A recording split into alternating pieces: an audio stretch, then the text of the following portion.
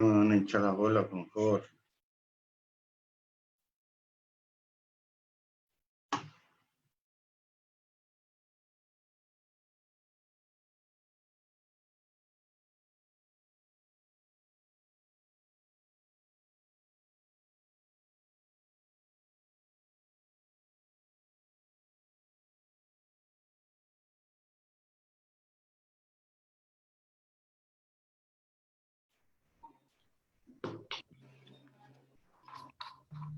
Bien, buenos días. Vamos a iniciar. Me presento con ustedes. Soy Maribel Barradas Landa, directora de actividades deportivas de la Universidad Veracruzana. Es un honor para mí darles la más cordial bienvenida a estas quintas jornadas de la Red Latinoamericana y Caribeña de Deporte Social para la Inclusión, evento que por primera vez se lleva a cabo de manera virtual. Me permito presentar a las distinguidas autoridades que hoy nos acompañan. En el presidio, maestro Daniel Zambaglione, presidente de la Red Latinoamericana y Caribeña de Deporte Social para la Inclusión de Argentina.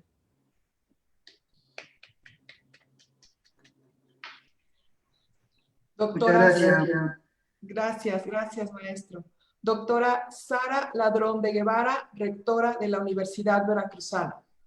Muy buenos días tengan todas y todos ustedes.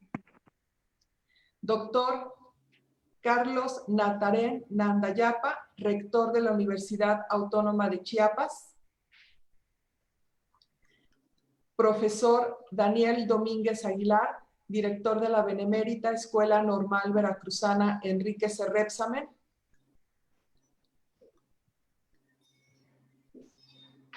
Doctora Magdalena Hernández Alarcón, secretaria académica de la Universidad Veracruzana. Muy buenos días. Licenciado en Educación Física, José Alberto Nava Lozano, encargado de despacho de la dirección del Instituto Veracruzano del Deporte.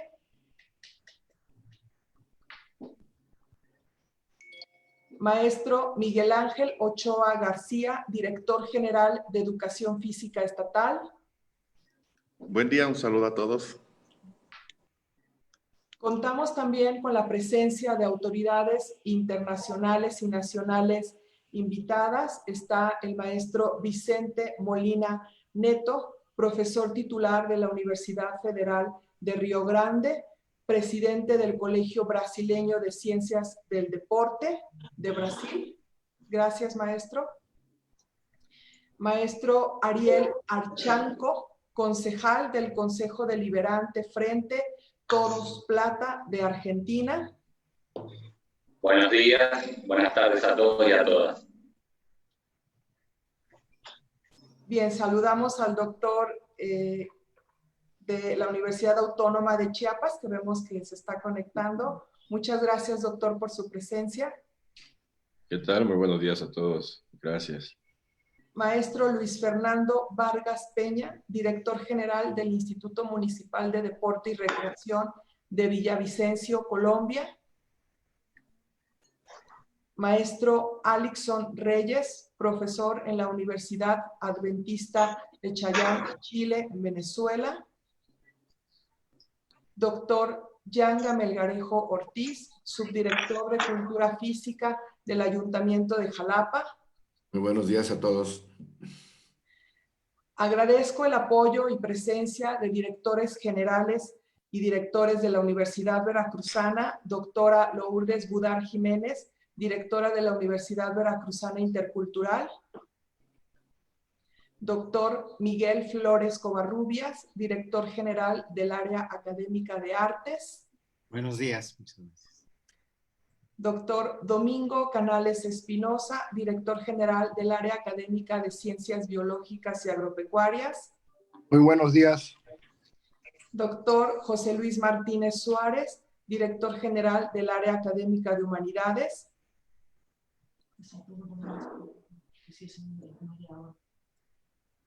Doctor Julio Alejandro Gómez Figueroa, director de la Facultad de Educación Física. Un saludo con aprecio para ustedes. Muchas gracias a panelistas, docentes, especialistas del deporte nacional e internacional que nos acompañan. La Red Latinoamericana y Caribeña de Deporte Social para la Inclusión está conformada por un grupo de académicos que promueven el intercambio de experiencias para enfrentar los desafíos históricos, el complejo entramado del deporte y las consecuencias relacionadas con su papel en la sociedad, así como sus alcances para percibirlo como un elemento necesario en los procesos de inclusión. Este tipo de encuentros se distingue por el espíritu crítico de especialistas que llevan 8 años realizando este intercambio de conocimientos y experiencias. Esta red está conformada por integrantes de los países de Argentina, Brasil, Colombia, Cuba, Uruguay, Chile y México. Estas jornadas se han realizado cada 2 años y en esta ocasión corresponde a México ser sede de las 5ª jornadas académicas hacia agendas compartidas en estudio del deporte. En este sentido, se establece un horizonte político común de pensar, proponer y construir una agenda que garantice el respeto y la participación en la diversidad cultural que distingue a nuestro continente. Quiero aquí recordar lo establecido en una parte de la Carta Internacional de la Educación Física, la Actividad Física y el Deporte, emitida por la UNESCO el 17 de noviembre de 2015.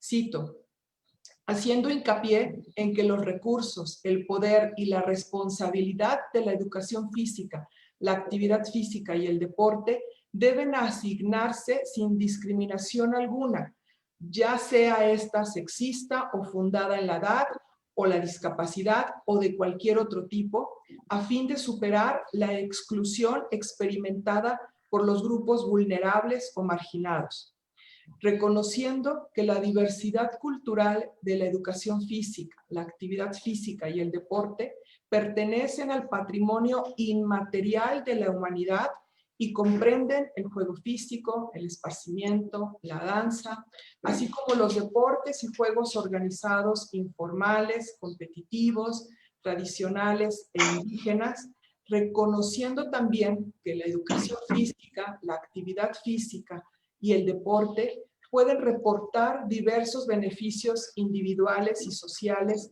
como la salud, el desarrollo social y económico, el empoderamiento de los jóvenes, la reconciliación y la paz.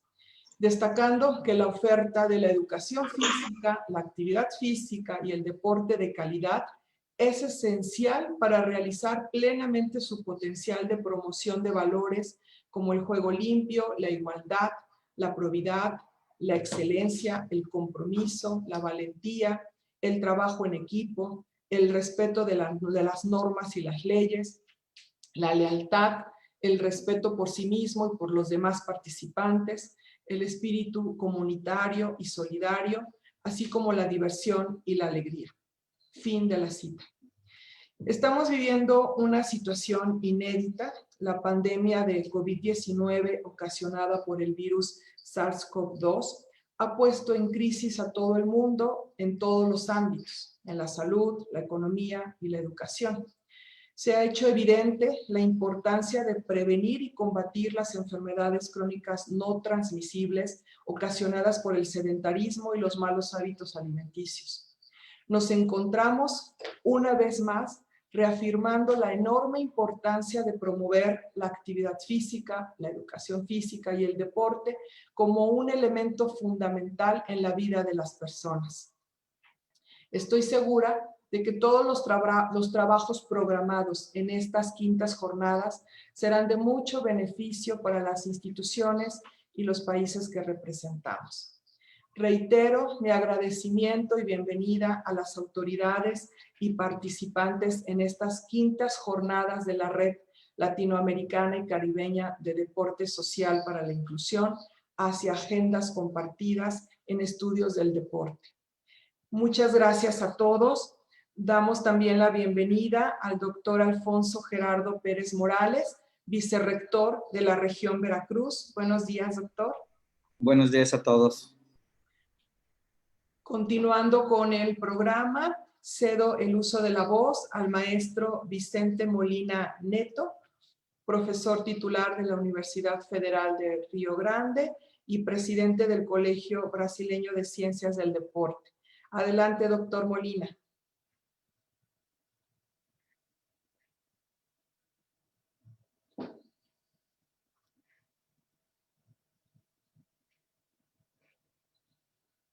Bien, creo que tiene algunos problemas de conectividad. Por favor, vamos a poner el video de un mensaje que nos envía el maestro Celso Gómez Chacón, profesor auxiliar y metodólogo, integrante del Ministerio de Educación Superior de Cuba, quien debido a los problemas de conectividad en su país no puede acompañarnos en este momento, pero nos envía un video. Adelante, por favor, con el video. Buenos días, estimados colegas de la Red Latinoamericana y Caribeña de Deporte Social para la Inclusión. Un saludo fraternal para todos y en especial para los hermanos mexicanos en su rol de anfitrión de este evento. En medio de la continuada batalla contra la pandemia del COVID-19, se celebra esta quinta jornada para seguir el debate sobre un tema tan importante para nuestros pueblos como es el referido a las políticas públicas del deporte e inclusión social. Cuba garantiza a todos sus ciudadanos, a través de su Constitución, el derecho a la práctica de las actividades físicas y deportivas sin ningún tipo de discriminación. Este derecho le asiste a todos los miembros de la sociedad, sean estudiantes, trabajadores, campesinos o amas de casa. En el sistema educacional cubano, sector en que me desempeño, este derecho se recoge en los fines y objetivos del sistema y se materializa en los contenidos obligatorios de la educación física, el deporte y la recreación en los currículums de todos sus subsistemas de enseñanza, desde el preescolar hasta la educación superior. La pirámide del alto rendimiento deportivo cubano tiene su base en la actividad física y el deporte escolar. La actividad física y deportiva se desarrolla igualmente en otros sectores de la sociedad como las instituciones armadas, los colectivos laborales, los círculos de abuelos y las que realizan las organizaciones no gubernamentales. Como parte del derecho que le asiste a todos los ciudadanos, la actividad física y deportiva es un elemento indispensable en la reeducación que se lleva a cabo en los establecimientos penitenciarios en toda la isla. El concepto de que la práctica sistemática de la actividad física, deportiva y recreativa es un elemento clave en la formación de las nuevas generaciones, al incorporarles estilos de vida saludables y herramientas para una utilización más eficaz del tiempo libre, convierte este concepto en una máxima para la educación cubana. En la educación superior, la disciplina de educación física está encaminada al desarrollo de los estudiantes en lo biológico, en lo cultural y en lo social, contribuyendo a formar un egresado saludable, con un nivel de cultura física que garantice su armónico desarrollo y una mejor calidad de vida. Tiene dentro de sus objetivos mejorar la condición física, la apropiación de métodos para la autopreparación sistemática y consciente y propiciar la formación del hábito de práctica de ejercicios físicos, contribuyendo así al mantenimiento y mejoramiento de la salud y a la correcta utilización del tiempo libre. Los contenidos permitirán el desarrollo de las formas y funciones del organismo, influirán en la formación de valores y responderán a las necesidades físicas del futuro egresado en lo laboral, en lo social y en la defensa del país. Un objetivo específico para este subsistema es que los estudiantes adquieran, a través de las actividades físicas programadas, los conocimientos y habilidades que les permitan la solución de los problemas profesionales y la optimización del tiempo laboral útil, propiciando el desarrollo de habilidades motoras de carácter profesional, el perfeccionamiento de las capacidades físicas específicas de la profesión, la no aparición o la disminución del estrés laboral, de las enfermedades del trabajo y la no ocurrencia de traumas y lesiones en la actividad laboral. Como se aprecia, la política del Estado cubano relacionada con la práctica de la actividad física, el deporte y la recreación se materializa en la educación superior tanto en sus fines y objetivos como en los contenidos de la disciplina de educación física y del movimiento deportivo universitario, lo que nos asegura contribuir a formar egresados más integrales. Agradezco la oportunidad para poder transmitirles mi vivencia sobre el tema en cuestión. Espero que en las próximas jornadas podamos vernos cara a cara para intercambiar nuestras experiencias. Les reitero mis saludos y les deseo muchos éxitos en el desarrollo de tan magno evento. Muchas gracias.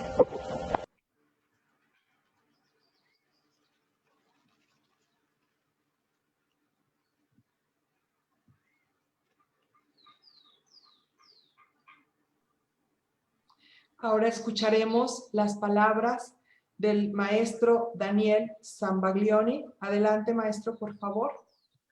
Bueno, muchas gracias. Primero, saludarlos y reiterarle la alegría que me da poder compartir, aunque sea de esta manera, estas quintas jornadas.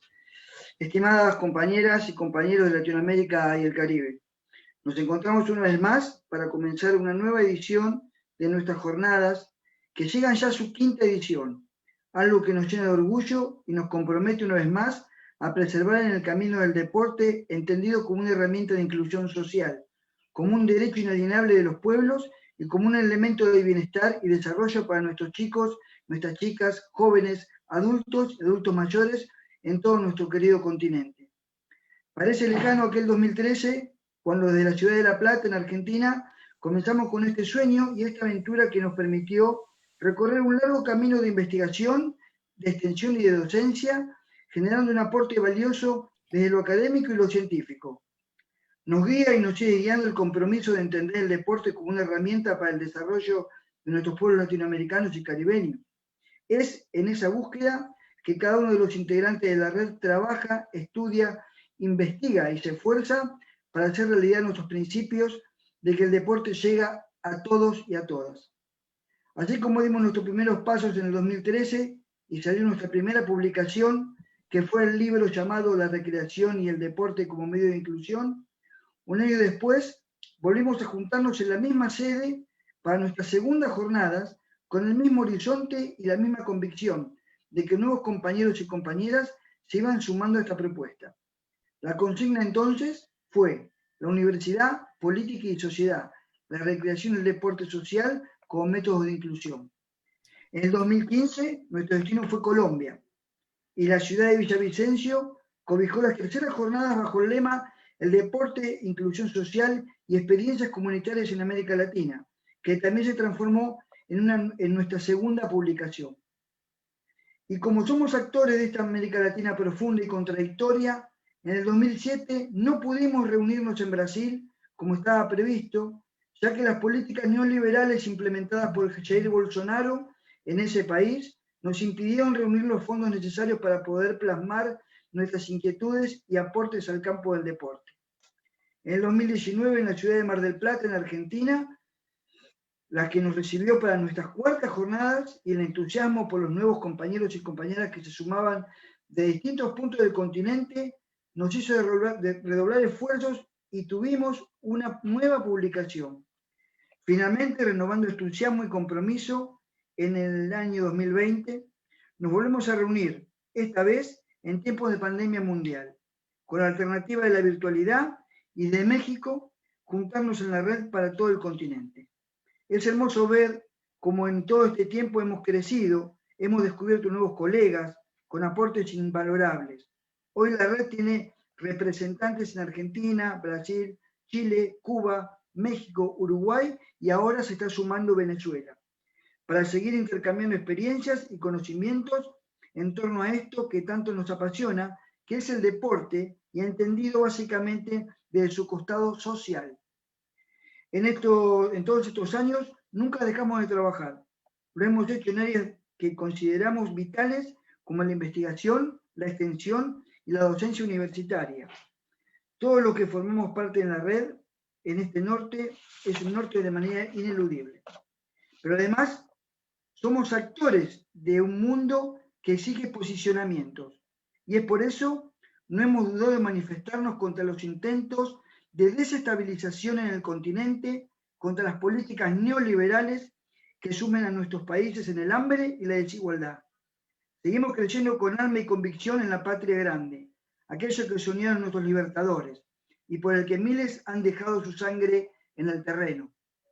Creemos en el deporte y la inclusión social, en la justicia social para nuestros pueblos, en la soberanía de nuestro continente, contra quienes nos ven solo como una posibilidad de saqueo o negocios propios. Y queda claro que pensamos que las herramientas para ello es una educación libre, gratuita, popular e inclusiva.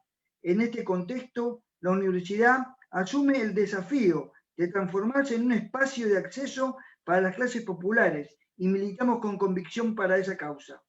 Haremos estas quintas jornadas con el mismo desafío y con las mismas ganas que el deporte sea una herramienta más para el crecimiento, el desarrollo y el bienestar de nuestros pueblos.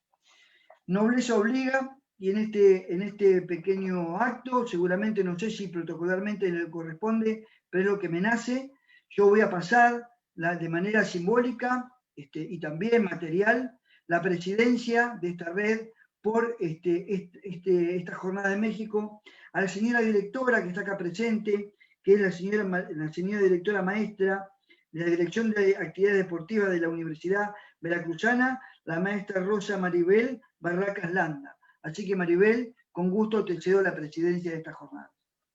Muchas gracias.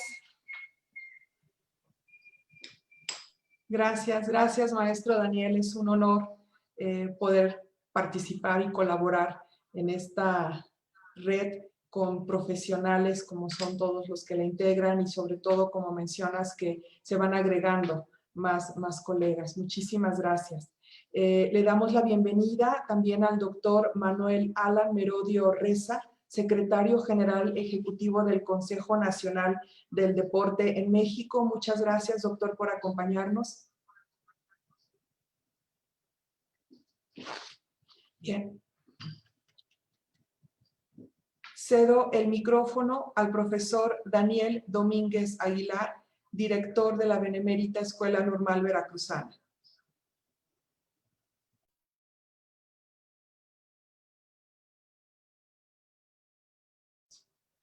Su micrófono, maestro, si lo puede encender. Buenos días a todas y a todos los presentes. En nombre de la Benemérita Escuela Normal Veracruzana Enrique C. Repsamen, que me honro en dirigir, agradezco estar presente en la inauguración de las quintas jornadas Red Latinoamericana y Caribeña del Deporte Social para la Inclusión. ¿Qué podría poner en tela de juicio la indiscutible relevancia de la actividad física y el deporte en el crecimiento y desarrollo armónico del individuo? El deporte implica disciplina, formación de hábitos saludables y actitudes positivas. En nuestros días, el tema de la inclusión deportiva cobra enorme relevancia y el Estado y sus instituciones tienen el enorme reto de su cuidado y su fomento para encarar cualquier condición que vulnere las oportunidades para todos. El deporte social para la inclusión debe ser apoyado y puesto al alcance de todo ser humano, haciendo efectiva la atención a la diversidad. Pensar y atender la inclusión deportiva de las personas con alguna condición de vida con o sin discapacidad o discriminación no es nada sencillo. Se requiere la infraestructura adecuada y acciones efectivas como las que se llevan a cabo en estas jornadas, ya que forman y capacitan a profesionales con alta responsabilidad social. No basta solo las normas que lo regulen. Fomentar la actividad física y el deporte sin distingos en medio de la contingencia sanitaria que se vive ahora es una cuestión perentoria, insoslayable y apremiante. Felicidades a todos los que hacen posible este evento y reitero mi agradecimiento por hacerme presente de él. Muchas gracias.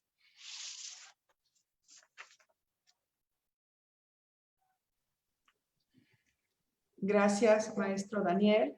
Ahora escucharemos unas palabras a cargo del doctor Carlos Natarén Landayapa, rector de la Universidad Autónoma de Chiapas y presidente del Consejo Regional Sur-Sureste de la Asociación Nacional de Universidades e Instituciones de Educación Superior, la NUYES. Adelante, doctor, por favor. Muchísimas gracias. Muy buenos días a todos. A mí me corresponde agradecer a la Red Latinoamericana y Caribeña del Deporte Social para la Inclusión el hecho de que permitan a la Universidad Autónoma de Chiapas y a sus académicos participar. La verdad es que es muy generoso y es muy importante para nosotros. Estamos muy contentos y muy satisfechos de poder participar en esta importante red y quisiera explicar por qué. Desde nuestra perspectiva, la vida universitaria va más allá de la enseñanza en las aulas. La experiencia, el día a día, lo que enriquece la experiencia de los jóvenes pasa por la convivencia. Y no hay mejor momento de convivencia que efectivamente en el deporte. El enfoque de hablar de deporte con inclusión social es especialmente importante para Chiapas, donde la Universidad Autónoma está haciendo un esfuerzo muy importante en incorporar a sectores sociales que estaban durante muchos años han encontrado obstáculos importantes para el acceso a la educación universitaria. Así que participar en un evento como este para la universidad es verdaderamente relevante. Quiero entonces desearle el mayor de los éxitos en estos 3 días de trabajo a estas quintas jornadas, justamente deporte social para la inclusión, y quiero expresar que es nuestros mejores deseos de que existan muchos años más de trabajo y que se pueda lograr esos objetivos que se han marcado y se han establecido. No quisiera terminar sin antes hacer una pequeña aclaración. La presidenta de la zona de la región sur-sureste es la doctora Sara Ladrón de Guevara. Nuestro trabajo empezará en enero. Por ahora estamos observando y siguiendo el trabajo tan activo y tan importante de la Universidad Veracruzana para poder continuar con esta labor en la región sur-sureste del país sin perder el ritmo. Por lo pronto, vamos a cerrar simplemente con expresar a todos los académicos de los distintos países mi sincera felicitación y mis mejores deseos de éxito y esperar que estas quintas jornadas sean muy exitosas y tengamos en lo sucesivo completamente mejores resultados. Por ahora, simplemente que la satisfacción de participar con la Universidad Autónoma de Chiapas. Veo por ahí al doctor Sareli Martínez, un distinguido académico de esta universidad. Estoy seguro que tendremos muy buenos resultados y un saludo pues al doctor Fábregas Puj, que va a dar la conferencia en unos minutos más. Muchísimas gracias por la conciencia de la necesidad de servir Universidad Autónoma de Chiapas.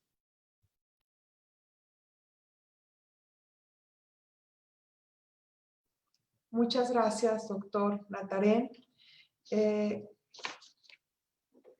Ahora escucharemos el mensaje y la declaratoria inaugural de estas quintas jornadas de la Red Latinoamericana y Caribeña de Deporte Social para la Inclusión, a cargo de nuestra rectora, doctora Sara Ladrón de Guevara. Por favor. Muchas gracias. Muy buenos días tengan todas y todos ustedes. Saludo a las autoridades y a todas y todos los que nos siguen a través de las plataformas tecnológicas virtuales desde los países latinoamericanos y caribeños hermanos. Saludo y agradezco, por supuesto, a los participantes de estas jornadas. Felicito particularmente al presidente saliente, el maestro Daniel Zambaglione, por su brillante labor y deseo mucho éxito en su presidencia a la maestra Maribel Barradas, quien hoy recibe la estafeta. Quiero iniciar citando al filósofo José María Cajigal, para quien el deporte señala ya una conducta plenamente humana, en la que convergen elementos lúdicos, pero donde hay una asunción y una acepción de carácter rigurosamente cultural. Sería arriesgado pretender que exista una verdadera actividad deportiva sin cierto carácter o ingrediente competitivo, continúa. En una consideración meramente higiénica del deporte, se podría prescindir de tal elemento, pero el deporte quedaría reducido a algo no completamente idéntico a sí mismo, una especie de café descafeinado, Quizá el más fundamental componente psicosocial del deporte sea su elemental carácter competitivo, a veces rudimentario, incluso no manifestado en formas estructuralmente competitivas, pero actuante, fecundante, motivante. Muchas veces se resume simplemente en un afán de superación, autoperfección. Pero en la sociedad en que vivimos, desmesuradamente competitiva, tal ingrediente tiende a convertirse en un elemento absorbente, puntualiza. La competitividad en el deporte contemporáneo es como una glándula endocrina que se ha hiperfuncionado. Hoy el deporte, a cualquiera de sus niveles, está contaminado de embriaguez competitiva. Ahí termina la cita. ¿Acaso en esta sociedad desmesuradamente competitiva, en esta glándula endocrina que se ha hiperfuncionado y en esta embriaguez competitiva, radiquen los orígenes de la exclusión en el mundo del deporte? El deporte praxis cede su lugar al deporte espectáculo y este, impulsado y condicionado por poderosas demandas económicas y sociopolíticas, termina por deformar la dimensión ludocompetitiva propia del ser humano. Y de ahí a la exclusión solo hay un paso que ya hemos dado y sobre el que hay que volver. Debemos en consecuencia luchar por la inclusión. Para la UNESCO, la inclusión es el enfoque positivo a la diversidad de las personas y a las diferencias individuales, entendiendo que la diversidad no es un problema, sino una oportunidad para el enriquecimiento de la sociedad. Todo ello a través de la activa participación en la vida familiar, en la educación, en el trabajo y en general en todos los procesos sociales, culturales y en las comunidades. La Red Latinoamericana y Caribeña del Deporte Social para la Inclusión está constituida por un grupo de académicos que alimentan y nutren el intercambio de experiencias con miras a hacer frente a los desafíos históricos y coyunturales de las naciones de la región. Si por algo se distinguen estos diálogos, es por su espíritu crítico, por abordar sin cortapisas las lacerantes y desiguales realidades de nuestra América profunda. Durante la cuarta jornada latinoamericana y caribeña de Deporte Social para la Inclusión, llevada a cabo en Mar de Plata, Argentina, en el 2019, se reflexionó en torno a las políticas neoliberales que sin duda mantienen un afán excluyente. El resultado fue un firme posicionamiento que exige una transformación radical del deporte que lo encamine hacia los ámbitos social y comunitario, que sea de una u otra forma una invitación a ser cada día más humanos y a sensibilizarnos en torno a valores que aspiren a una sociedad más justa e inclusiva.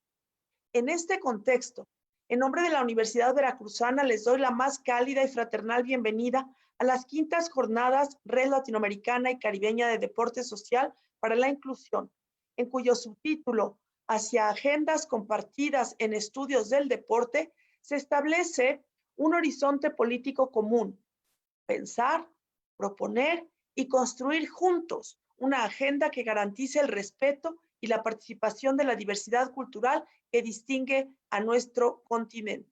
Estamos seguros de que con el ánimo y el talento de todas las voces alcanzaremos este objetivo.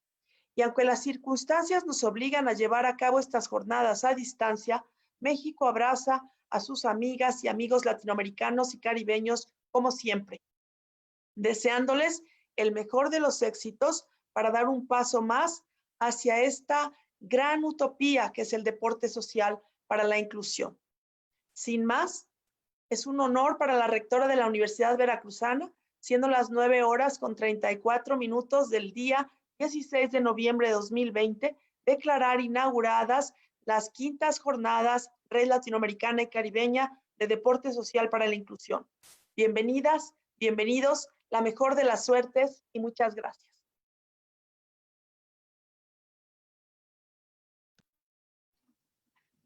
Muchas gracias, doctora. También quisiera agradecer finalmente a los organizadores de este evento aquí en México e integrantes de la red, el doctor Raciel Martínez, el doctor Juan Pablo Cebadúa y el doctor Homero, y bueno, también a las personas que hacen posible este evento, el equipo del Departamento de Videoconferencias, encabezado por el licenciado Arturo Nandayapan, el equipo de comunicación, encabezado por el doctor Raciel, el equipo de TLV, encabezado por la maestra Arlet Pacheco, y bueno, el equipo de la Dirección de Actividades Deportivas. Antes de concluir este evento, por favor, ¿podríamos tomar una foto, si pudieran todos abrir su cámara? Sí, adelante, Daniel. No, solamente yo quería, porque tal vez convoqué a un compañero, un colega que nos está apoyando y me gustaría que nos salude, que es Ariel Archanco. Yo sé que está fuera del programa, pido mil disculpas, pero quería escuchar al compañero porque tiene un mensaje desde la política propia de nuestro territorio. Así que pido disculpas y le doy la palabra a Ariel Archanco. Muy bien, adelante, por favor. Gracias Daniel, gracias a los organizadores y a quienes organizan la red. Estamos acá en la ciudad de La Plata, República Argentina, y bueno, atento a lo que vienen manifestando, diciendo, tenemos un gran desafío que es llevar el deporte social a todos los puntos de nuestra ciudad.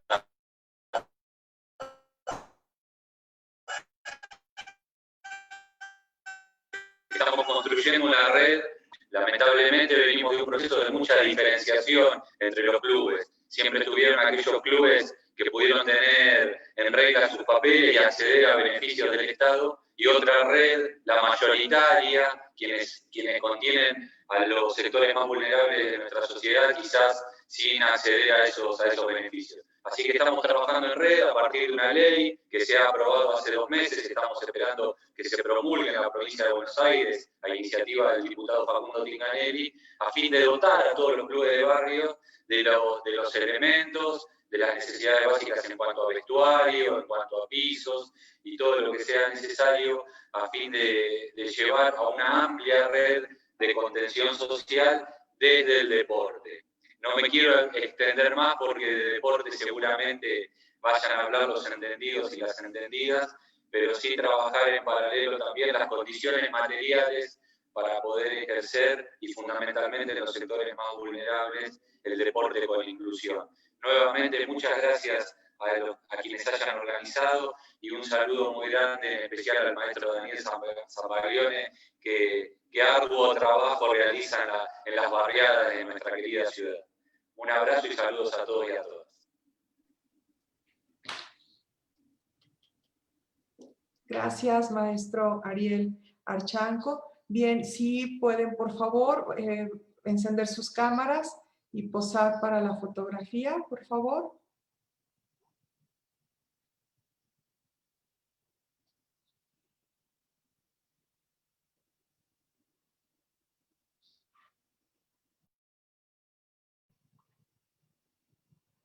Bien, muchísimas gracias. Despedimos a nuestras distinguidas autoridades y continuamos, quienes su agenda se los permita, continuamos con la primera conferencia magistral a cargo del doctor Andrés Fábregas con el tema Análisis del deporte en antropología. Muchísimas gracias a todos, excelente día y éxito.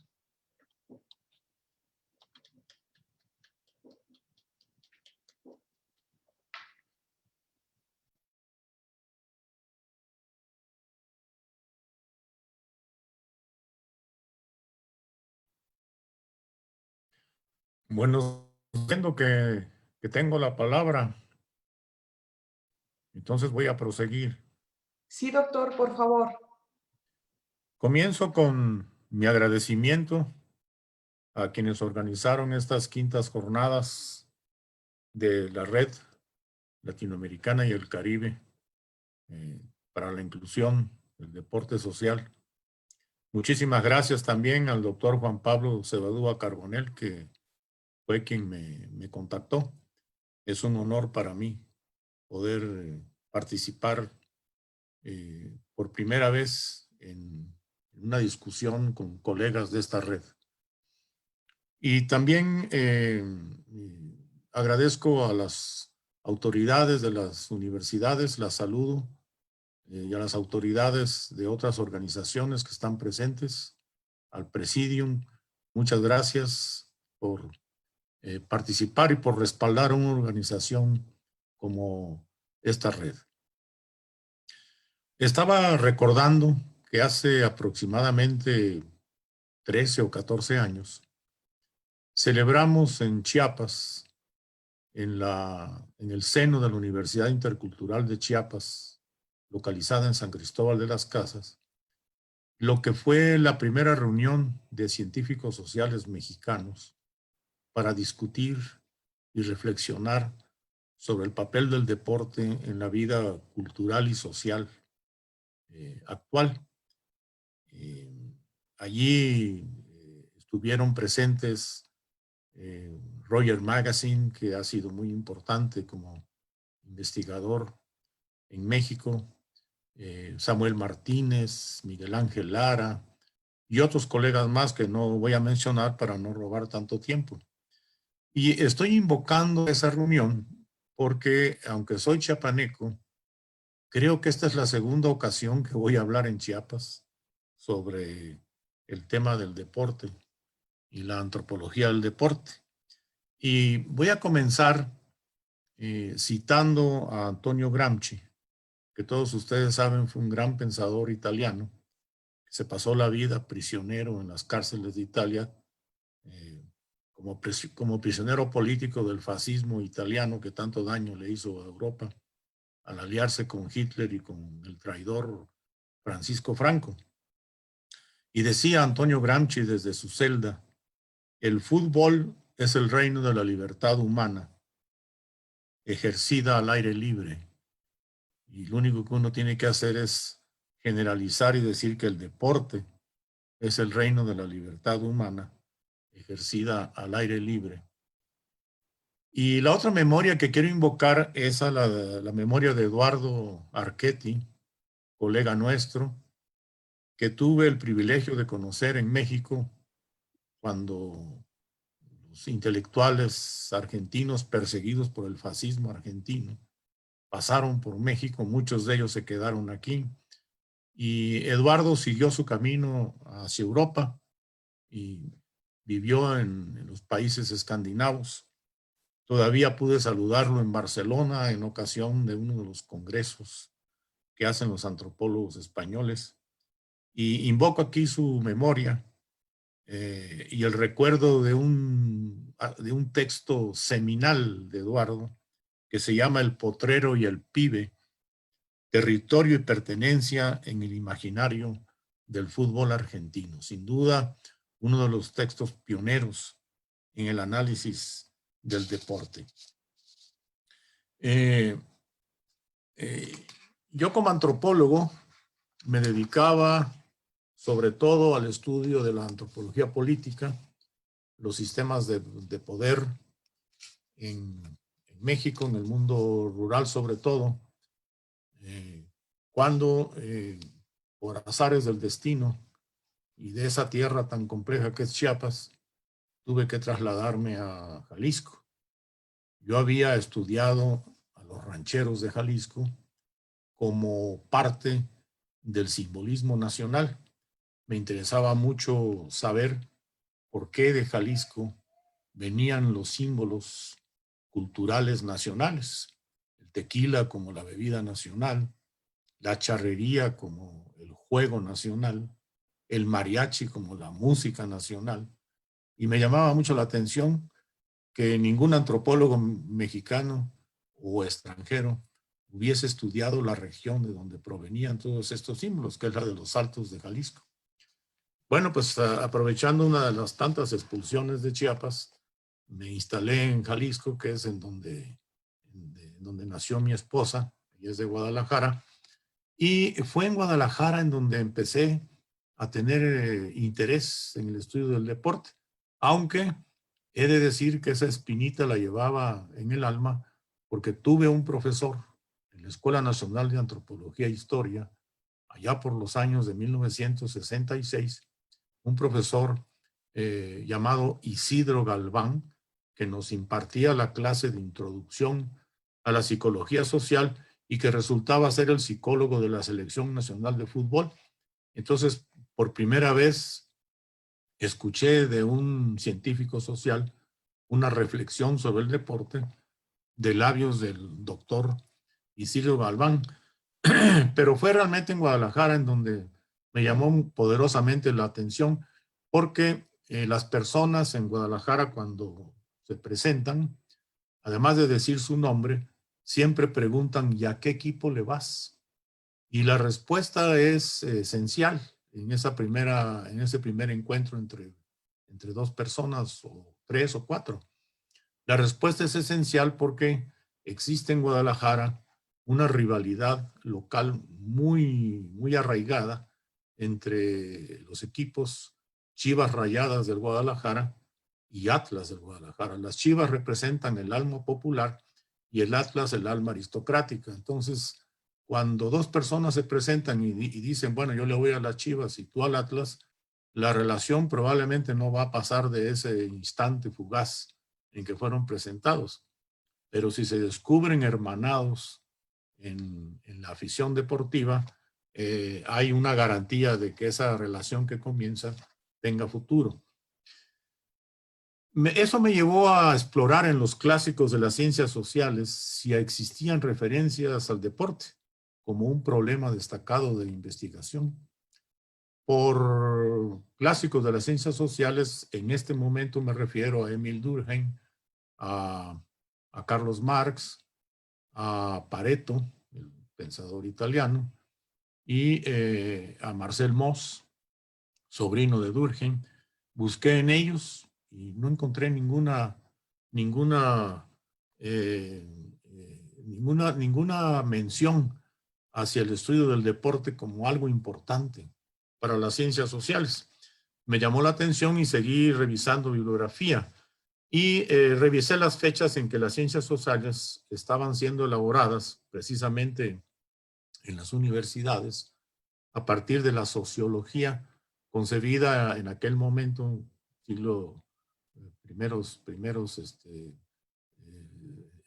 primeros años del siglo XX y a finales del siglo XIX, que estaban siendo concebidas por la sociología como la ciencia de la sociedad, es decir, la ciencia que juntaba a todos los científicos que estaban interesados en producir conocimiento sobre la sociedad. Y por supuesto, que se impartía ya en las aulas universitarias. Y me di cuenta que el deporte en general, o el fútbol en particular, que era lo que que era el hilo conductor de esta búsqueda, no constituían un hecho visible, una actividad con consecuencias sociales como para ser incluida en la temática académica. Así lo pensaban nuestros fundadores. Y ese, en efecto, hasta el 8 de diciembre de 1863, es decir, ya estamos en la segunda mitad del siglo XIX, que se reunieron en una taberna que se llama Freemasons, o sea, la taberna de los masones libres, en Londres, que todavía existe, hoy es un museo, los representantes de varios clubes deportivos para discutir la separación entre el rugby, que era el deporte más popular en ese momento, y un deporte que venía naciendo en las universidades precisamente, que era el fútbol, llamado fútbol asociación. Y los que se reunieron en esa taberna en ese 8 de diciembre de 1863, y por cierto, el 8 de diciembre cumpleaños mi esposa, por eso siempre me recuerda la fecha, querían también que no solamente se separaran ambos deportes, sino que tuvieran sus reglas muy precisas.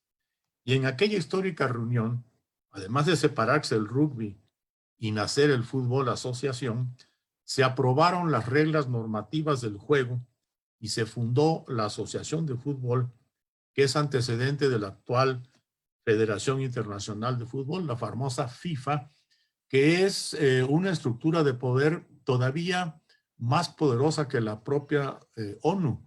La FIFA merece un estudio especial que hasta ahora no se ha hecho, como estructura de poder mundial más poderosa que la ONU. Una orden de la FIFA pasa por sobre la soberanía de los estados nacionales. y sobre todo cuando se hacen campeonatos mundiales de fútbol, es la FIFA la que toma el control del estado en donde se está llevando a cabo el campeonato mundial. Es algo que hay que, a mi juicio, hay que trabajar. Habría que hacer un equipo internacional de investigadores en ciencias sociales para reflexionar sobre esta importante característica del deporte mundial y del fútbol en particular. Y como ustedes saben, en 1871 se jugó la primera Copa de Inglaterra, abriéndose así los torneos importantes. 1871, es decir, casi 11 años después de aquella reunión de los masones libres en esa taberna en donde se reunían y que todavía existe, por cierto, lo dije antes, que ustedes pueden visitar si van por Londres. En aquella época el fútbol era conocido como el arte de esquivar, el dribbling game, un juego que descansa en el esfuerzo individual. Son también los orígenes que van a ir consolidando. Es una etapa muy interesante de la consolidación de la economía política capitalista que hoy vivimos a plenitud. Bueno, vivimos o sobrevivimos algunos. Los que se benefician de esta economía pues están muy felices, pero la gran mayoría del mundo sobrevive a esta economía política que en aquellas épocas se estaba consolidando y que hacía énfasis justamente en eso que se llama esfuerzo individual. En el Robinson Crusoe, que solito él crea su propia prosperidad sin ayuda de nadie. Por eso el dribbling game era muy favorecido por la aristocracia. Se llegaba ahí a admirar la habilidad de los jugadores, ¿no? En tomar el balón y llevarse la pelota prácticamente hasta la portería contraria sin andar asociándose con otros jugadores. Pero es hacia 1876 que el juego del dribbling game, el juego de esquivar, sufre una transformación profunda y pasa a ser una empresa colectiva, un juego de pases en donde lo importante no es mostrar la habilidad individual, sino la capacidad de actuar en conjunto. Y eso se debe a que los obreros de las fábricas empiezan a practicar el fútbol. Y como ellos en las fábricas trabajan en colectividad, así lo hacen también en el deporte. Me parece muy importante que entendamos estos primeros orígenes porque justamente eso es hacer antropología del deporte, es decir, analizar las relaciones sociales y las consecuencias culturales de la práctica del deporte. A partir de ese momento, los obreros comenzaron a llenar los estadios. La aristocracia empezó a molestarse. Ya no era solamente un juego de caballeros, sino un juego de la plebe. Y la plebe lo jugaba al revés. En lugar de ir a admirar el juego individual, el famoso dribbling game, el público asistente iba a admirar los logros de un trabajo colectivo, los logros de un esfuerzo colectivo que se expresaban al marcar el gol. El gol lo marcaba un jugador, pero con la colaboración de prácticamente todo el equipo. Al impulso de este nuevo público se consolidó el fútbol asociación, porque se trataba de un juego que descansa en el esfuerzo de todos sus asociados.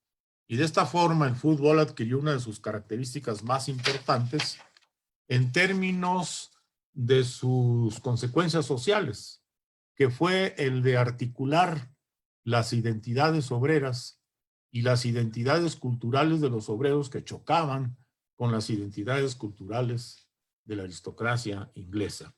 No me voy a extender en esto porque no nos daría tiempo, me llevaría todo el tiempo a hacerlo, pero sí les llamo la atención hacia estos primeros orígenes para que reflexionemos en ellos.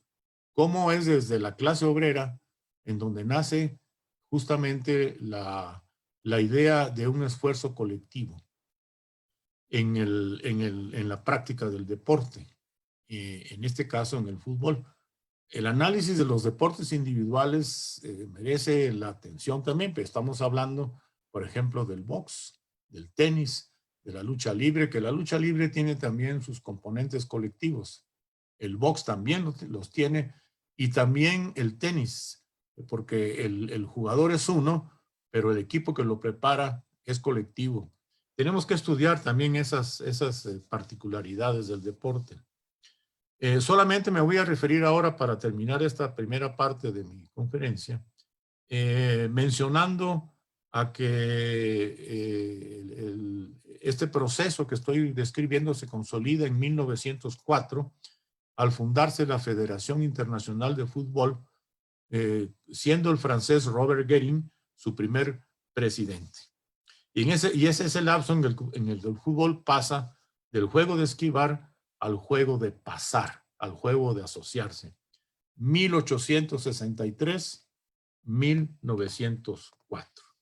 Y es muy curioso que en 1893 aparezca el libro de Emilio Durkheim, uno de los clásicos que citaba antes, que se llama La división del trabajo social. Y si uno lee la división del trabajo social y la enfrenta con cómo se lleva a cabo un juego de fútbol, vemos cómo las ciencias sociales empiezan a acercarse al análisis del deporte, aunque no lo mencione en su libro Durkheim, pero hay ahí ya una influencia. Por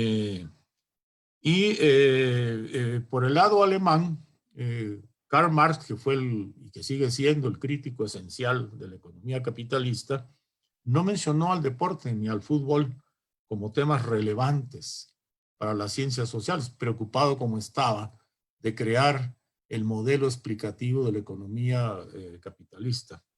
Pero, y en la obra cumbre de Marx, la de 1873, el primer tomo del Capital, no existe referencia alguna al mundo del deporte en general o al del fútbol en particular.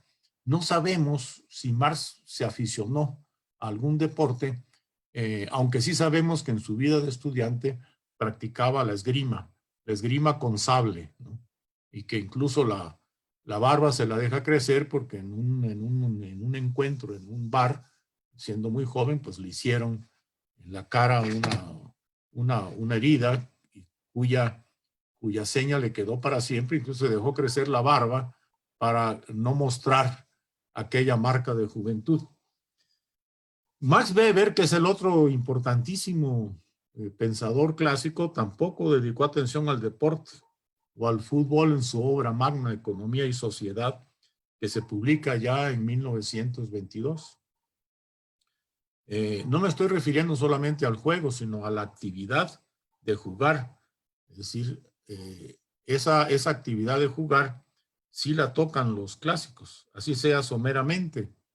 El mismo Max Weber en Economía y Sociedad, al hablar nada menos que del feudalismo, introduce la problemática del juego, no del deporte, sino del juego.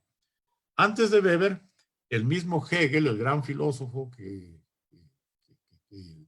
antecede al pensamiento marxista, señaló aspectos muy importantes del juego, como lo había hecho en su momento Immanuel Kant, el otro filósofo alemán, que encontraba en el juego el propósito de la libertad, que es lo que Gramsci mencionaba en esa frase que cité antes. El deporte es encontrar en la práctica del deporte, la práctica del fútbol, decía Gramsci, es la libertad a puerta abierta.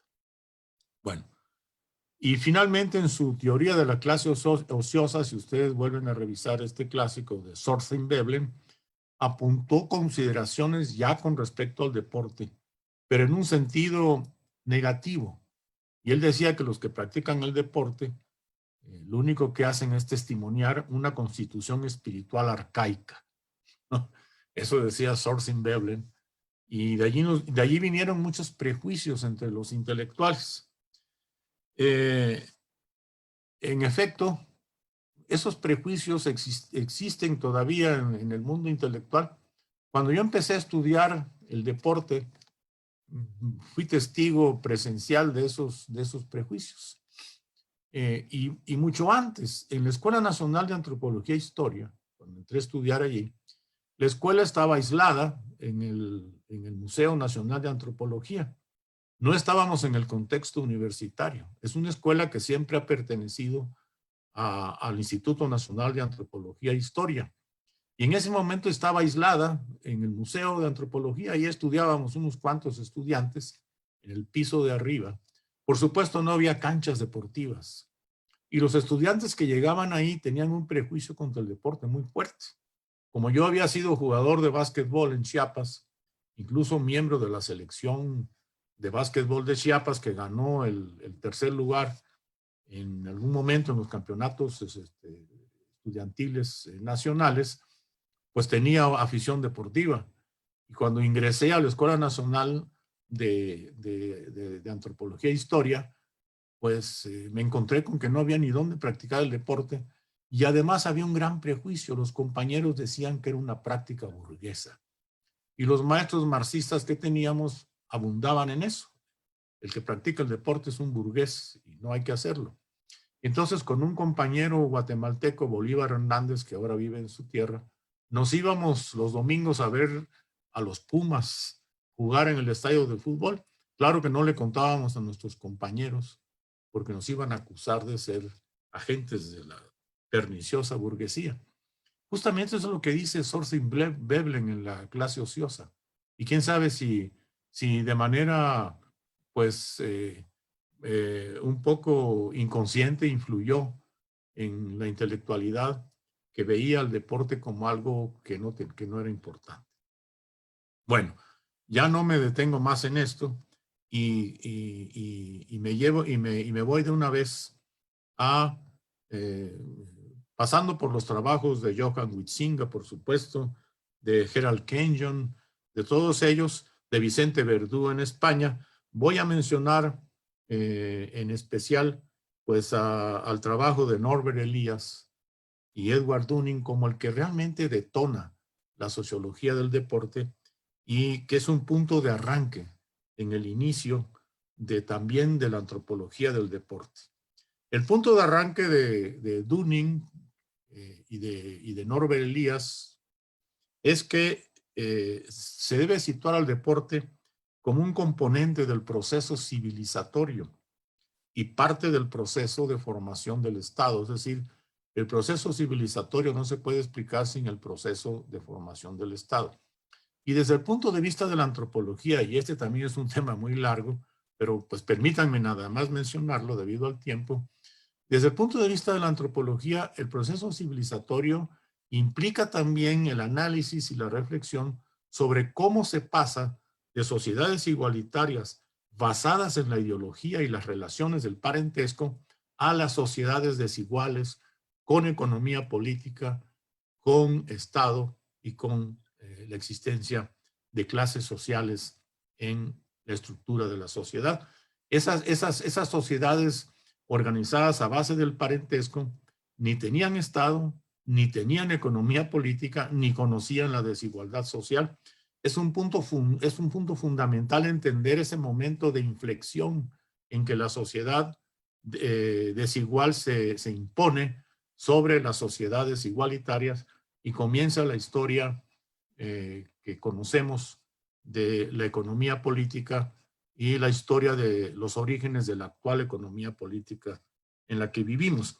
Pero el punto de vista de Dunning y de Elias es que el arranque del deporte ya no es el juego, ya no es la actividad lúdica, es el deporte, es la cuestión competitiva y también el que el deporte comienza a ser un componente estructural de la acumulación de capital, como lo es ahora. Yo recomiendo mucho a los estudiantes que se interesan en esta temática para que estudien primero el libro de Dunning y de Elias, El ocio y el deporte en la civilización, que publicó el Fondo de Cultura Económica en una buena traducción al castellano. Otra cosa interesante es que, y nos lo decía Isidro Galván en sus clases de psicología social, es que En cierta forma, en este proceso, el deporte ya crecientemente profesionalizado se fue viendo como un sustituto de las guerras. Es decir, el deporte es una forma no violenta de resolver los conflictos humanos, o muestran la posibilidad de resolver los conflictos humanos sin la guerra.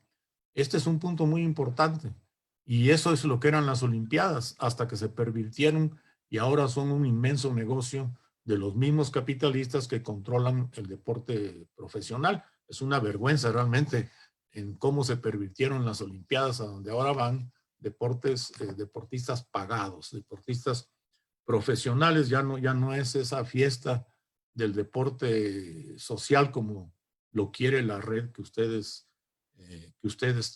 han forjado. Bueno, hay muchas cosas más que podríamos hablar en esta segunda parte de mi charla, es decir, cómo Elías y Dunning aciertan al decir que la profesionalización del deporte va acompañada de justamente la consolidación del Estado y la consolidación de estos elementos que van a ser después elementos estructurales de la economía política. Y en lo particular, que era lo que me interesaba a mí, el fútbol, me doy cuenta que al ir a los estadios y empezar a ver el fútbol ya con ojos de antropólogo, no solamente de aficionado al deporte, sino ya con ojos de antropólogo, y concebir al estadio como concebía yo a una comunidad, es decir, una unidad de estudio, y empezar a hacer lo que los antropólogos llamamos trabajo de campo en el propio estadio, es decir, ver cómo está organizado el estadio, ver cómo la estructura de la sociedad se traslada al estadio, los súper ricos en sus palcos, consumiendo bebidas, comidas, platicando y con los televisores encendidos, porque muchos de ellos están haciendo negocios o grillas políticas en sus palcos, mientras sus familiares están viendo el fútbol, pero como están también en el convivio, pues solamente ven los goles en la televisión, y eso pues cuando estuve en los palcos me di cuenta de eso. Después las clases medias, ¿no? Cómo se sientan en las partes bajas del estadio, incluso en lugares que llaman VIPs, para sentirse que tienen el poder de poder pagar más que lo que paga la plebe que está en plano en las graderías, ¿no? Entonces, cómo la estructura de la sociedad se traslada también a los estadios para ver un partido de fútbol. Y ahí es en donde entra el estudio de las aficiones, que lo hace muy bien Roger Magazine, por ejemplo, en este libro maravilloso que se llama el libro sobre los Pumas, ¿no? El corazón dorado y azul de los Pumas. El libro básico que ha editado, que escribió Roger Magazine. Un partido de fútbol entonces se mueve en esa problemática. Por ello es tan importante observar las emociones descontroladas de los aficionados y cómo van cambiando conforme el partido se va desarrollando. En un sentido amplio, un encuentro deportivo es un ámbito de aprendizaje del control emocional. Existe una relación entre moción y emoción en el desarrollo del juego. Los propios jugadores están dentro del contexto de esa relación. Los espectadores están en plena libertad para transmitirse recíprocamente sus emociones por medio de movimientos, gestos y sonidos. Y en ese sentido, fíjense ustedes cómo también ustedes lo saben muy bien, más bien hablo para quienes no estén todavía muy empapados en esta temática, pero aquí vemos cómo también lo que sucede fuera del estadio, lo que sucede en la sociedad, sucede también adentro mientras se juega. La figura más odiada por el público es el árbitro, y sin embargo el árbitro es la figura más necesaria. Es igual que el Estado. Si no existiera el Estado, los capitalistas se devorarían entre ellos mismos, porque la codicia los domina. Entonces necesitan a un árbitro, y ese árbitro es precisamente el Estado. Pero además, el árbitro arbitra también el conflicto colectivo entre un equipo y otro. Si no existiera eso, el campo deportivo sería un campo de batalla, ¿no? Sería una batalla a golpes, a porrazos, no habría control. El árbitro tiene que hacer eso. Igual el Estado también tiene que intervenir como árbitro entre los distintos intereses en conflicto en la sociedad.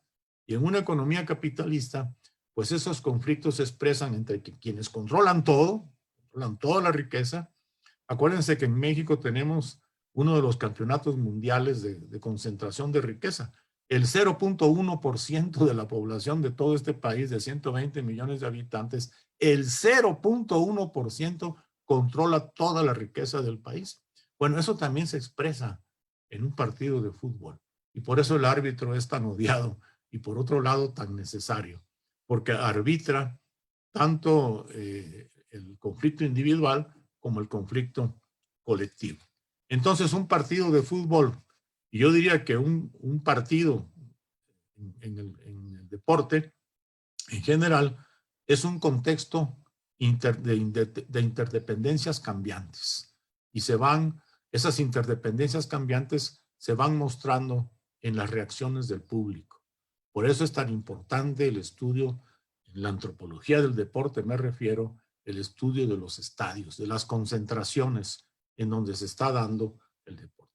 Afortunadamente hoy hay ya muchas tesis, por lo menos en mi mundo del Ciesas de Occidente, he visto cómo ha ido creciendo el interés en el estudio del deporte y he leído excelentes tesis de estudiantes de posgrado sobre la lucha libre y sobre una lucha libre, por ejemplo, que se hace fuera de los rines del comercio, pero que también están mercantilizadas, pero son rines que están en patios de casa, son rines de barrios y son luchadores de barriada los que llegan ahí.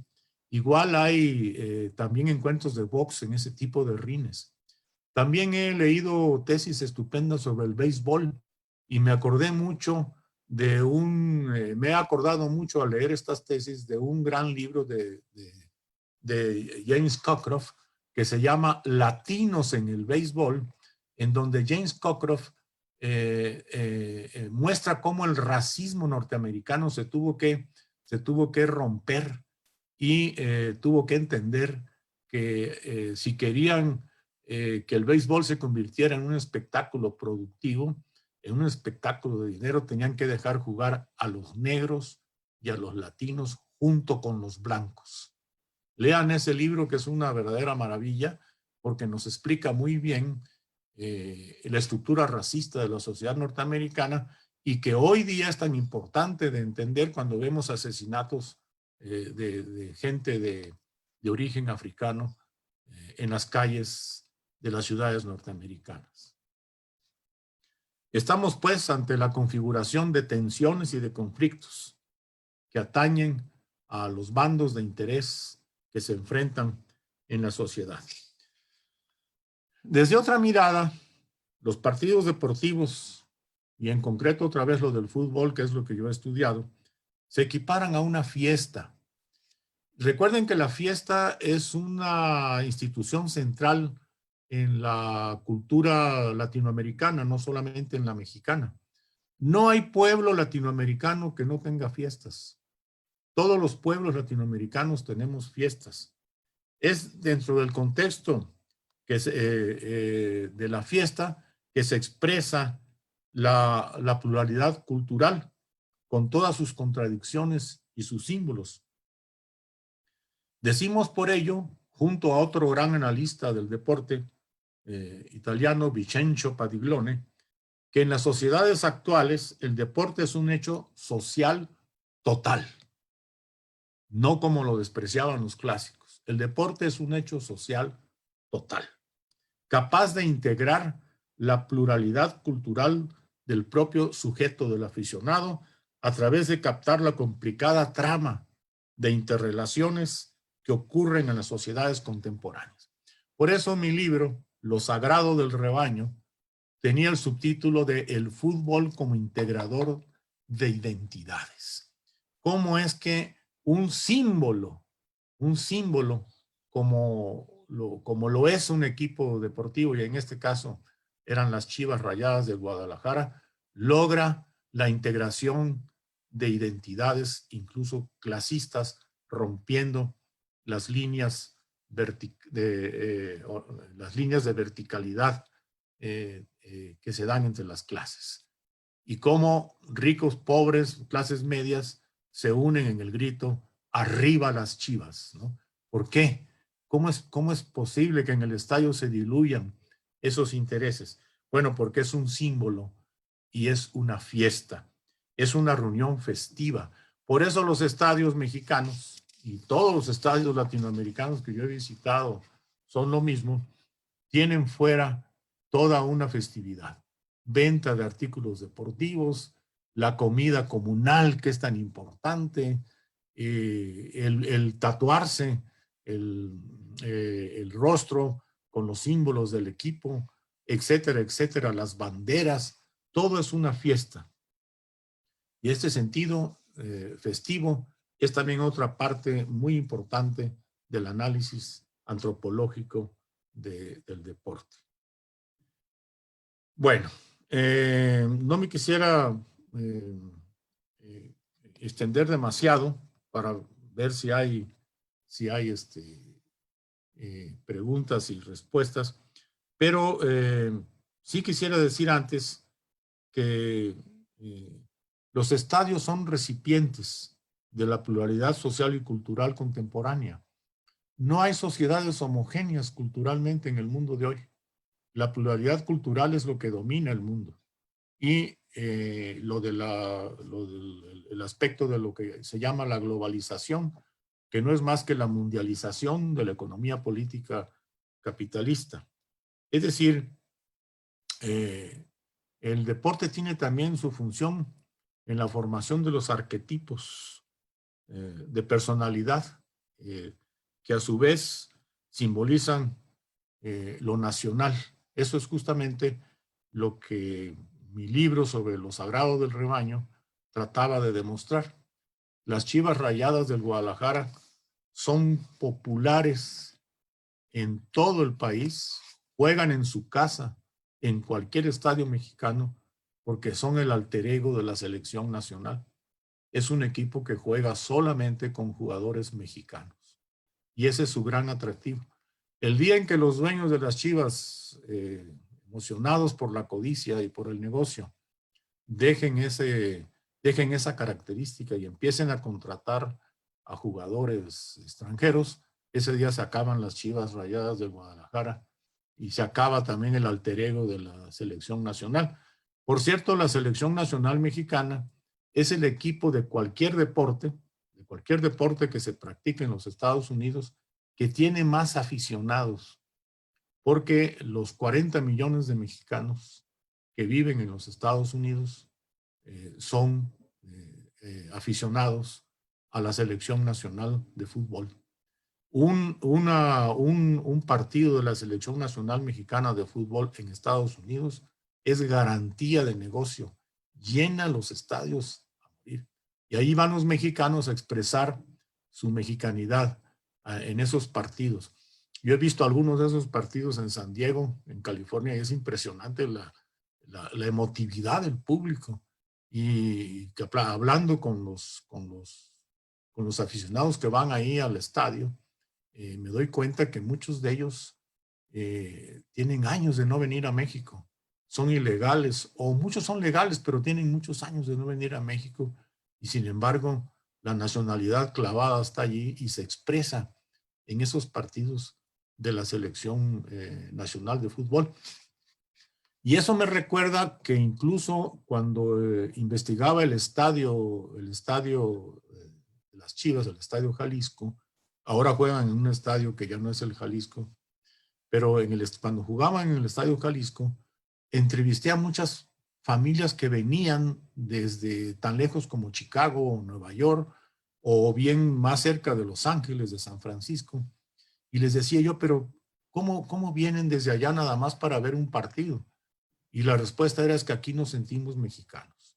Venimos a sentirnos de nuevo, a renovar la identidad mexicana, a comer las tortas ahogadas, símbolo de la gastronomía caliciense, a comer el chicharrón, a probar la cerveza fría, a gritar gol a garganta abierta cuando marcan las Chivas Rayadas del Guadalajara.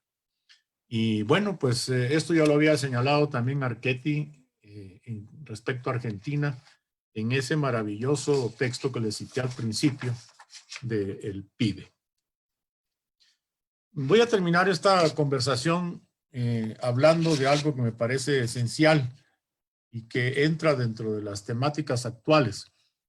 Yo creo que los que hemos estudiado las aficiones del fútbol en el terreno del espectáculo, de cómo el fútbol se transformó ya en un espectáculo, en un negocio, nos hemos concentrado en el tema de la identidad por razones obvias, porque era lo más obvio, es que eran los equipos eran símbolos de identidad, identidades de barrio, identidades municipales, identidades de ciudad, identidades nacionales, ¿no? Las selecciones nacionales de fútbol.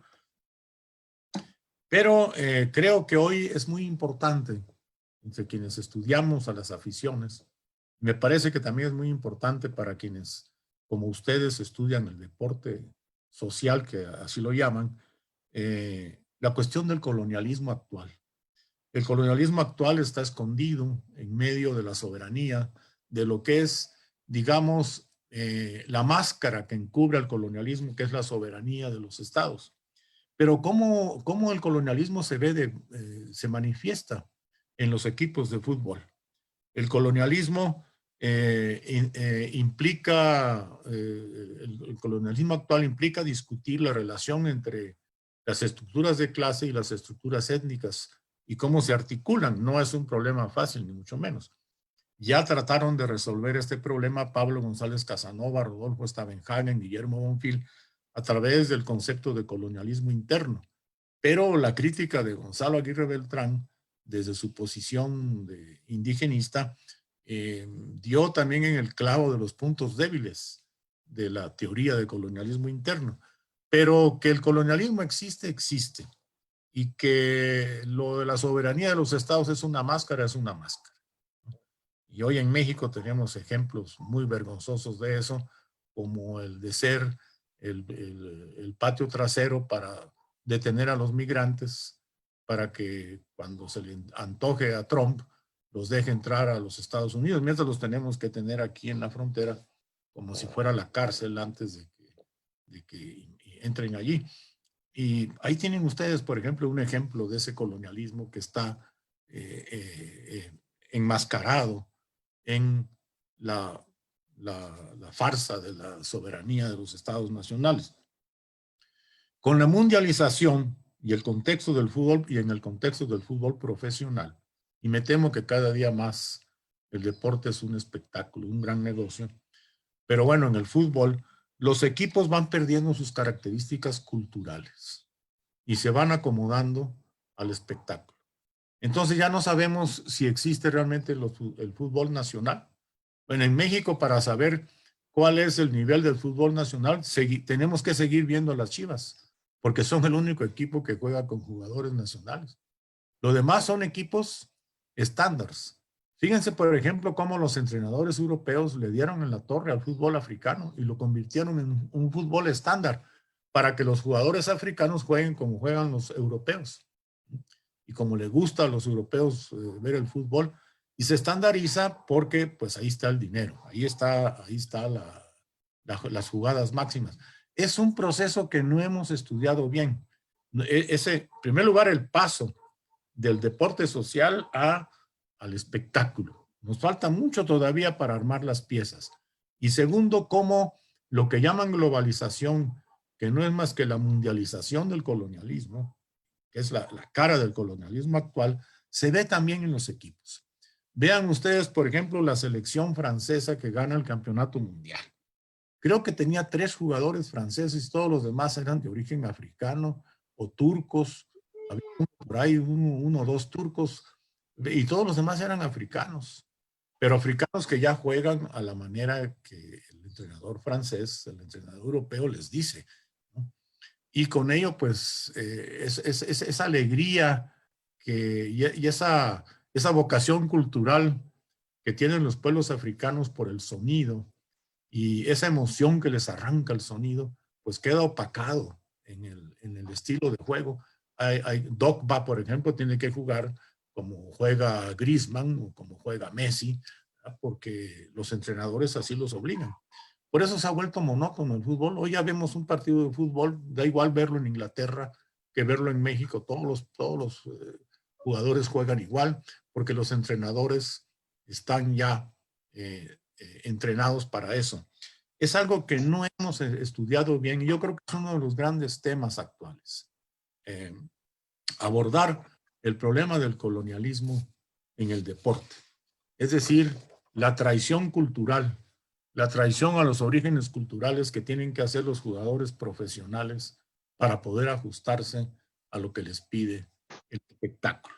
El fútbol como negocio y su lugar estructural en la economía política del capitalismo sería el tema importante que necesitamos hacer. Segundo, el tema de la movilidad social a través del deporte. Vean, por favor, un documental que está en Netflix, esta cadena que está subiendo al cine y más ahora en tiempos de pandemia, que se llama La Última Danza, que es sobre el básquetbol profesional en los Estados Unidos. Si ustedes que son observadores, ya nos dimos cuenta que todo el básquetbol norteamericano está dominado por los afrodescendientes. Son grandes, de vez en cuando ve uno algún jugador blanco en uno de estos equipos. Pero en esta documental de Netflix, muy claramente cómo la movilidad social absorbe también al jugador y cómo todo el racismo norteamericano se expresa también, aunque se conviertan en millonarios, no dejan de ser negros y por lo tanto expuestos al racismo de un Donald Trump, o a un racismo que viene desde los orígenes de la sociedad norteamericana. Los primeros peregrinos que llegan a fundar las colonias norteamericanas son matarifes de indios y los recuerdan ahora en el famoso Thanksgiving Day, ¿no? Lo que se recuerda ese día es la matanza de indios, ¿no? Y le dan gracias a Dios por haber masacrado a una cantidad impresionante de personas a las que no consideraban personas. Eso también se refleja en el deporte. Vean The Last Dance y cómo hablan los propios jugadores de orígenes africanos. Es decir, cómo la movilidad social también es una muestra de que hay un nuevo tipo de esclavo en la economía capitalista contemporánea. Aquel que vende su capacidad de jugar. Eso es lo que hace el deporte espectáculo. Comprar la capacidad de jugar, medida incluso en unidades de tiempo, y cómo esto pasa a ser parte de una ilusión de movilidad social. Sí, se mueven los individuos en la escala, pero no se mueve la colectividad ni la condición humana de sus orígenes. Siguen existiendo los barrios marginados de negros en todas las ciudades norteamericanas. Quien haya ido a Los Ángeles se habrá dado cuenta cómo viven los negros en las calles, en las banquetas, tapados con impermeables, cómo llevan sus cosas, sus pertenencias en carritos del supermercado. Es verdaderamente bueno, conmueve mucho ver esos espectáculos en calles de ciudades como Los Ángeles. Y finalmente yo creo que esto por lo que luchan ustedes, el deporte social y la inclusión, no es posible en estas sociedades, lo cual no quiere decir que no luchemos por ello. Siempre las utopías van a ser nuestras zanahorias, ¿no? La utopía de la sociedad igualitaria es nuestra zanahoria. Tenemos que seguir luchando por ello, porque si nosotros dejamos de luchar por ello, pues todo será un desastre. Igual la inclusión en el deporte social, no es posible en una sociedad desigual. Eso solamente va a llegar cuando las sociedades desiguales de hoy superen la desigualdad y volvamos a los orígenes de las sociedades igualitarias, en donde reine la ideología de la fraternidad y no de las ideologías actuales de el éxito mal entendido, de premiar la codicia, de premiar todo lo que es antihumano. De manera pues que muy noble, muy noble la tarea que tienen ustedes y muy difícil. Lograr que el deporte no se pervierta como lo ha pervertido el mundo del dinero y lograr que el deporte llegue a ser realmente un arma de inclusión.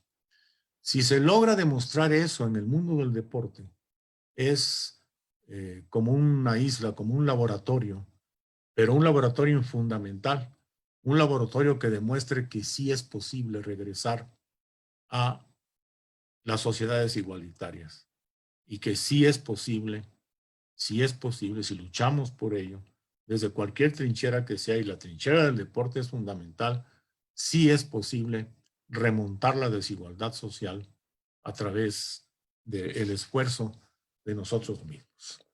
Si nosotros hacemos la historia, nosotros también la podemos deshacer. Es fácil decirlo, pero muy difícil el camino para lograrlo, ¿no? Es como aquel libro que escribió Nelson Mandela, que nos emocionó cuando éramos jóvenes y nos sigue emocionando ahora que somos viejos. No es fácil el camino hacia la libertad. El gran libro de Mandela, escrito en la cárcel, igual que los cuadernos de la cárcel del gran Antonio Gramsci. Yo quisiera terminar felicitándolos y admirándolos por la labor que hacen. Ojalá y toda América Latina entre a esta red y ojalá se logre demostrar a través de los trabajos de la red que el esfuerzo por una sociedad igualitaria también puede lograrse a través de la lucha en una trinchera fundamental, que es la trinchera del deporte. Muchas gracias, muy agradecido por el honor de haber pronunciado esta conferencia magistral y muy agradecido también por el esfuerzo que hace su red en mostrar que el deporte es también señal de un mundo posible, el deporte de inclusión. Mil gracias. Muchas gracias, doctor Andrés Fábregas. Cedo el micrófono al doctor Sareli Martínez Mendoza, moderador de esta conferencia. Doctor, por favor.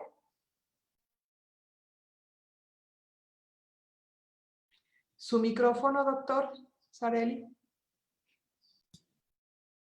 Sí, muchas gracias. Bueno, debí haber presentado al doctor Andrés Fábregas, pero ya saben, estas modalidades virtuales siempre hay alguna confusión. Después de este recorrido que hizo el doctor Andrés Fábregas Puig por Durkheim, por Dunning, por Elias, Magazine, este ameno acercamiento de las relaciones sociales a la fiesta de los deportes en general, pues no hace mucha falta decir más sobre el doctor Andrés Fábregas Puig. Así que solo haré un breve comentario publicitario. Quería mencionar su obra, sus doctorados honoris causa, su obra en la educación como fundador de 2 universidades emblemáticas en Chiapas, pero no solo haré un comercial, y es que el doctor Andrés Fábregas Puig escribe semanalmente en el portal informativo Chiapas Paralelo, donde a menudo escribe sobre fútbol, sobre deportes. Juan Pablo también escribe en este colectivo, Chiapas Paralelo, y ha organizado especiales sobre los deportes. Recuerdo el que organizó sobre el Mundial de 2018. Pues cerramos con... y le agradecemos al doctor Fábregas Puig, y yo agradezco a los organizadores de esta por la invitación, en especial al doctor Juan Pablo Cebada Carbonell. Muchas gracias.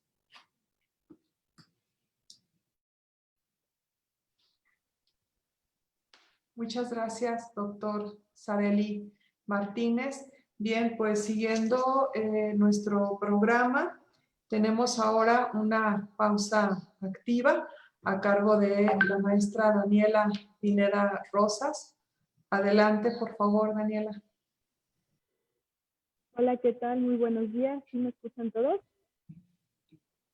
Vamos a iniciar con la pausa activa.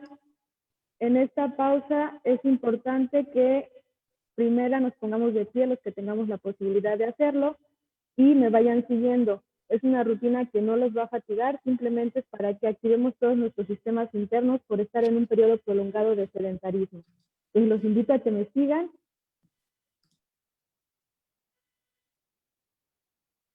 Voy a colocar el sonido.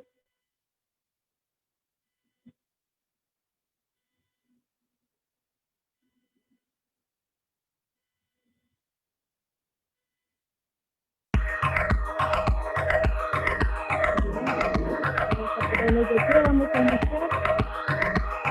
Vamos a iniciar con movimiento de cabeza, atrás, frontal y abajo. Vamos a iniciar y 1, al frente, abajo. Atrás, frente, abajo. Frente, atrás, frente, abajo. Frente, atrás, frente, abajo. Cambiamos ahora, lateral, bien, nos mantenemos ahí, lo podemos hacer más lento si siento que me mareo.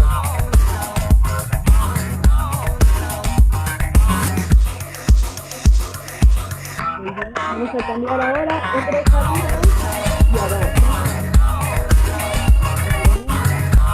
Empezar a despertarnos y haber estado mucho tiempo sentado.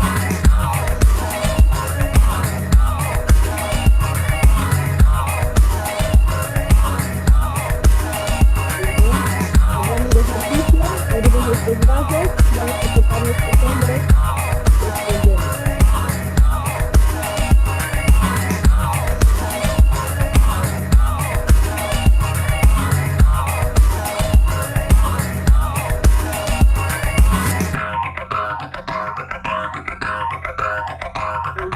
Vamos a cambiar, vamos, voy abajo. Les recuerdo, esta rutina no nos activa simplemente para despertarnos. Todos nuestros sistemas empiezan a activar, nuestros movimientos intermitentes, de haber estado mucho tiempo sentados.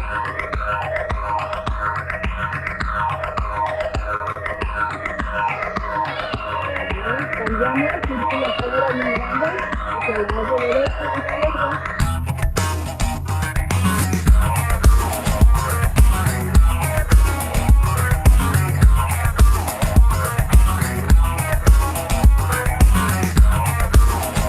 Cambiamos hacia el otro lado.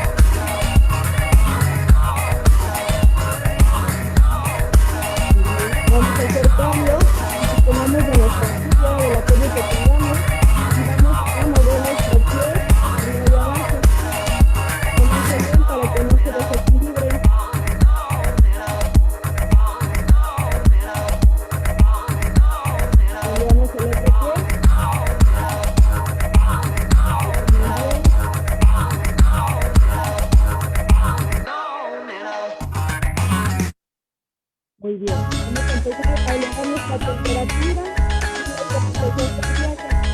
Vamos a empezar a hacer paso al frente, toco con la punta del pie el piso, ¿ok? Punta de pie, punta de pie, punta de pie. Iniciamos con braceo,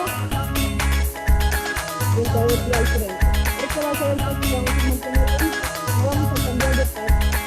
Vamos a mantener esto. Vamos a ir cambiando el movimiento de nuestros brazos. Vamos a tocar ahora en nuestras orejas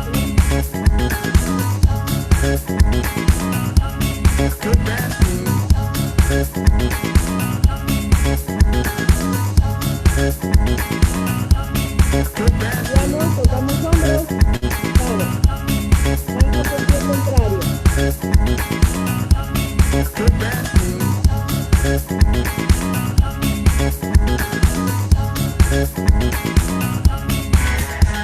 Cambiamos, toco cadera y luego la otra.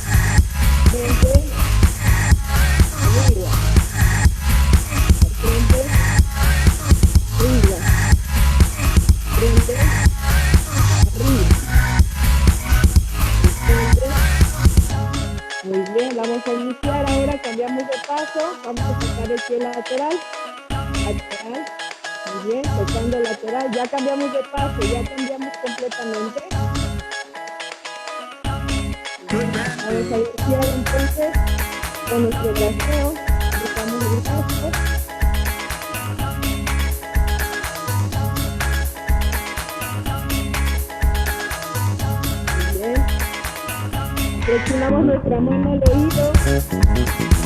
Hombros.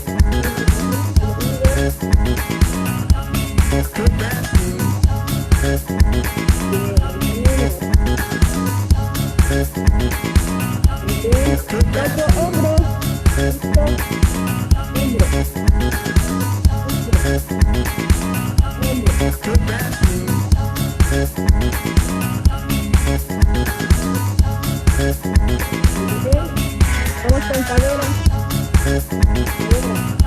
Tenemos el brazo contrario.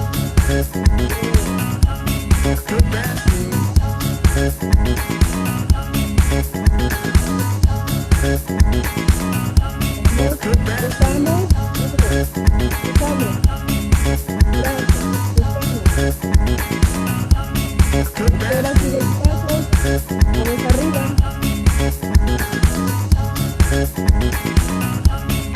Vamos a hacer combinados. Abajo, abajo, arriba, arriba. Abajo, abajo. En medio. Arriba. En medio. Arriba. En medio. Arriba. Ya pasamos lo más difícil. Esto es lo más difícil. Ya vamos a empezar a disminuir nuestra frecuencia cardíaca. Así que mantente en los últimos segundos.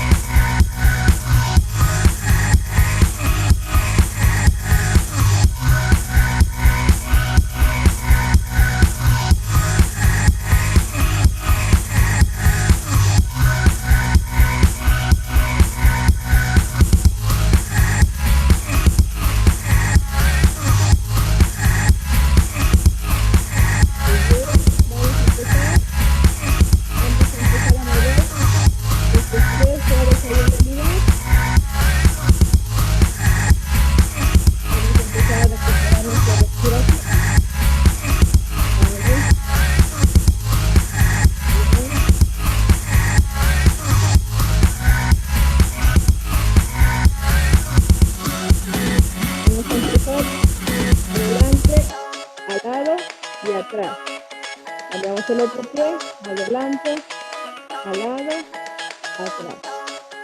Adelante, al lado, atrás. El otro, adelante, al lado, atrás. Muy bien. Tomamos aire, inhalamos 1. Exhalo 2. Inhalo 1. Exhalo 2. Inhalo 1. Exhalo 2. Vamos a entrelazar nuestras manos, vamos a extender nuestros brazos hacia arriba y nuestra espalda. Ahí nos quedamos unos segundos.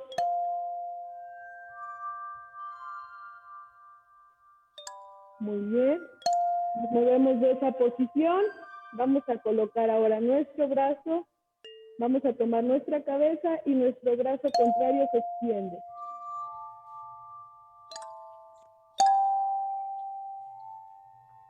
Cambiamos.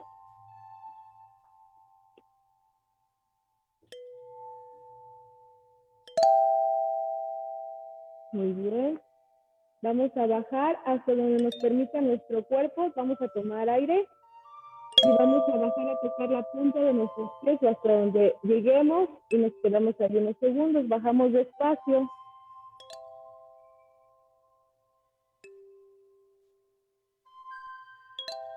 Elevamos suavemente nuestro tronco hasta el final se coloca nuestra cabeza. Vamos a dar un pasito lateral. Coloco mi talón y voy a bajar a tocar la punta de mi pie.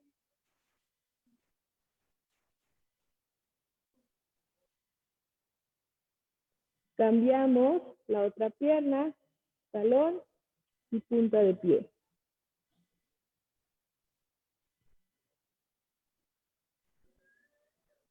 Muy bien.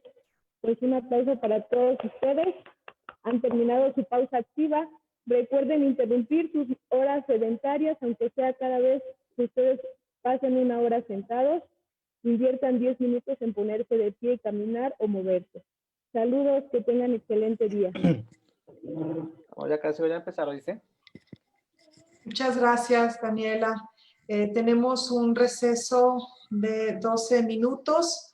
A las 11 continuamos con el panel de políticas públicas del deporte social e inclusión que coordina el doctor Juan Pablo. Tenemos 10 minutos de receso, por favor.